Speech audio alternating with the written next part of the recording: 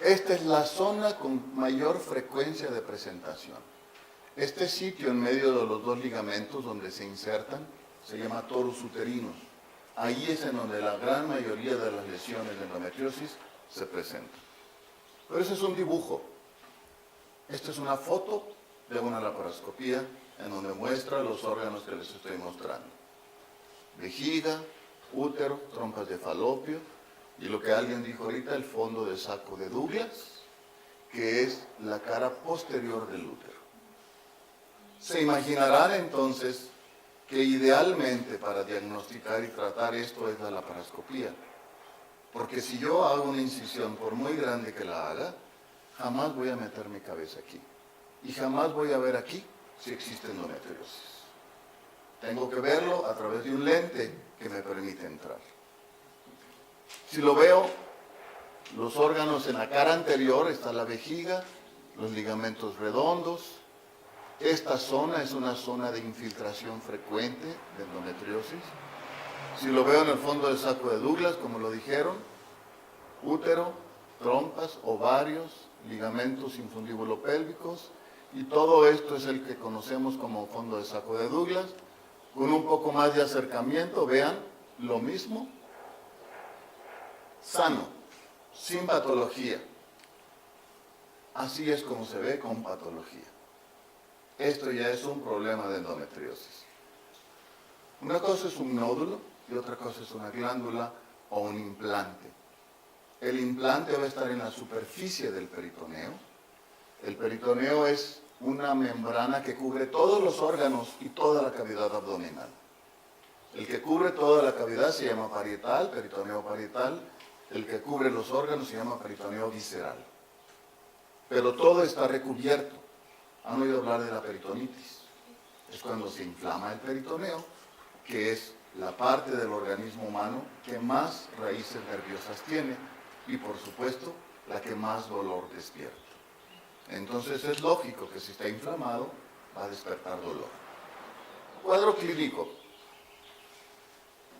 Siempre hablábamos de un cuadro clínico característico, que era dismenorrea progresiva, rebelde a tratamiento. Dismenorrea es dolor en la menstruación. Es decir, dolor en la menstruación que empieza con la menstruación, rebelde al tratamiento y es progresivo. Si hoy fue buscapina, mañana va a ser buscapina inyectada, después va a ser supradol sublingual, después va a ser intravenoso y cada vez va a ser más y más y más. Eso es el típico dolor de endometriosis. Sin embargo, ahora sabemos que dependiendo del tipo de endometriosis y de dónde se encuentre la sintomatología, y es lo que vamos a aclarar en un momento que sigamos con la plática. El mayor de los problemas en endometriosis es este: retraso en el diagnóstico. De que inicia los síntomas, porque generalmente es una dismenorrea secundaria, es decir, no se presenta en las primeras menstruaciones, se presenta después de un tiempo. De que aparece, a que se le empieza a hacer caso a la mujer y que ya nos digan, es normal que te duela, que ya no se quitó con una toallita caliente, que ya no se quitó con un té, o con una plancha caliente en el abdomen, o un ladrillo caliente en el abdomen. ¿Cuántos remedios caseros existen para eso? Muchos. Sin embargo, no se quita. Va siendo progresiva. De que eso suceda, a que busque ayuda en general. Este es un estudio muy bueno que hizo esta australiana, Lone, muy bueno porque deja ver muchas cosas de la realidad de la endometriosis mundial. Esto es un estudio global que se llevó a cabo en la Sociedad Mundial de Endometriosis. La Sociedad Mundial de Endometriosis sesionamos cada 3 años. Es un congreso mundial enorme porque es un problema que en todos lados lo vemos. De eso a que llegue a un diagnóstico, se pasan otros 8 años. O sea, de que la mujer inicia a que se piensa en la enfermedad y se diagnostica, en promedio se van 11 años. Y si estamos hablando de una enfermedad crónica y progresiva, Imagínense a una mujer sufriendo 11 años de cólico menstrual mes tras mes, tras mes, tras mes. La edad de presentación de los primeros síntomas, y esto es alarmante y es lo que más nos preocupa, porque más del 60% de las mujeres empieza con los síntomas antes de los 30 años de edad. En la edad en que la mujer es la más productiva, que más está estudiando, porque son mujeres, y por eso es que en Europa se le puso atención, que trabajan 15 días y 15 días se la pasan con dolor pélvico y ni siquiera a trabajar pueden asistir. Esa es la realidad. Esto es algo también que arrojó y que también lo vemos en todas partes. Ahora que hicimos el congreso, esta asociación me dio un estudio que presenté y que me gustó mucho, porque los resultados mexicanos son muy similares a los resultados mundiales. Y esto que están viendo es casi lo mismo. A casi todas fueron ignoradas o menospreciadas por sus cólicos menstruales. Tiene que ver en promedio 6 médicos antes de que el ginecólogo la vea. O la ve el cirujano, o la ve el gastroenterólogo, o la ve el médico general, o la ve el médico familiar, pero no la ve el ginecólogo. ¿Sí? El urólogo. El urólogo, dependiendo de dónde esté. Claro. Es una patología con alta recurrencia, se decía toda la vida. ¿Recurrencia qué quiere decir? Que se está presentando y presentando y presentando.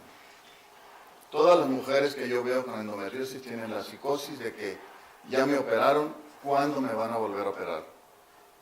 Ahorita estoy bien, ¿cuándo va a volver a aparecer la enfermedad? Y tienen razón, porque desgraciadamente aparece. El problema de la endometriosis, ahora lo sabemos, no es que sea una recurrencia, es persistencia, porque no hay un diagnóstico correcto y como consecuencia no hay una cirugía bien hecha.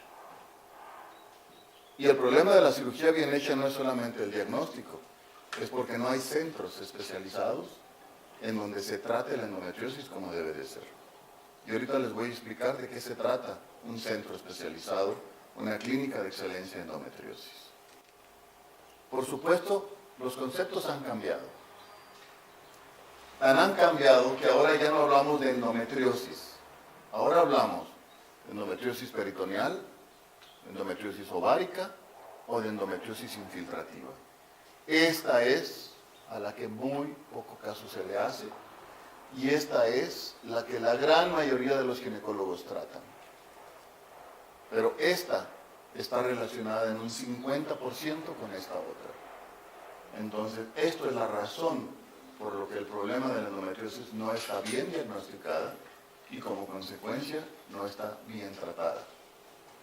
No es porque los médicos sean malintencionados, no, es porque los médicos tampoco lo saben.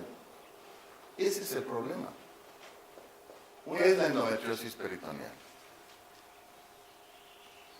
El cuadro clínico característico es el que les dije al inicio. Paciente con dolor en la menstruación, dismenorrea, primaria o secundaria, progresiva y rebelde al tratamiento.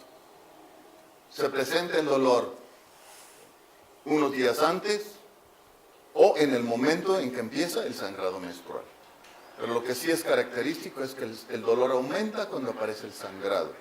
¿Cuál es la razón? Porque el endometrio se empieza a desprender en el lugar en donde se encuentre.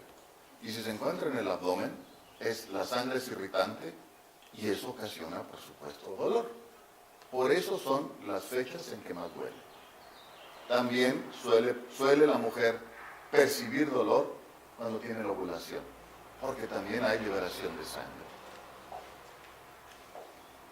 En esta es en donde el diagnóstico es la laparoscopía. La endometriosis peritoneal no la vamos a ver por ningún método diagnóstico de los que existen. Ni resonancia, ni tomografía, ni ultrasonido. No, la peritoneal no. Eso, el diagnóstico lo hacemos visualizando los implantes a través de una laparoscopía. Es la diferencia de las otras dos. ¿Cómo se ven? Así como lo están viendo.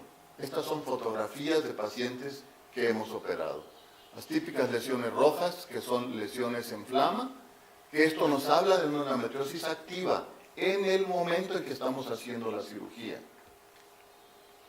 Las lesiones blancas, que son lesiones antiguas, que no son activas, fueron activas. Las lesiones en grano de pólvora, que fueron activas también. Las lesiones glandulares, que sí son lesiones activas. Y vean, una lesión roja llena de hipervascularización. Esto es lo que clásicamente se hace cuando tenemos una endometriosis peritoneal. Vaporizar los focos de endometriosis, los implantes de endometriosis, o resecar los implantes de endometriosis a través de una laparoscopia. Bien, endometriosis ovárica. Igual no se sabe el origen. Hay algunas teorías que hablan que la corteza ovárica, que es la capa externa, se invagina y empieza a formar los quistes. Otra teoría habla de que en el momento en que la mujer ovula, se forma en el sitio de la ovulación el cuerpo amarillo, que a lo mejor algunos de ustedes lo han escuchado, que es en donde se produce la progesterona. Y que ahí en el cuerpo amarillo cae endometrio y se contamina y a partir de ahí crece. Se cree en eso porque una vez que operamos endometriomas, casi siempre en el fondo del endometrioma nos encontramos un cuerpo amarillo. Y el diagnóstico de los endometriomas es típicamente una imagen de vidrio esmerilado, aquí la ven, con paredes gruesas, es un quiste, y se ve así, porque aquí está contenido toda esa sangre que no se expulsa, y con el tiempo se va transformando, y se conocen como quistes de chocolate. Y así es como se ven, como si fuera chocolate, es exactamente lo que están viendo.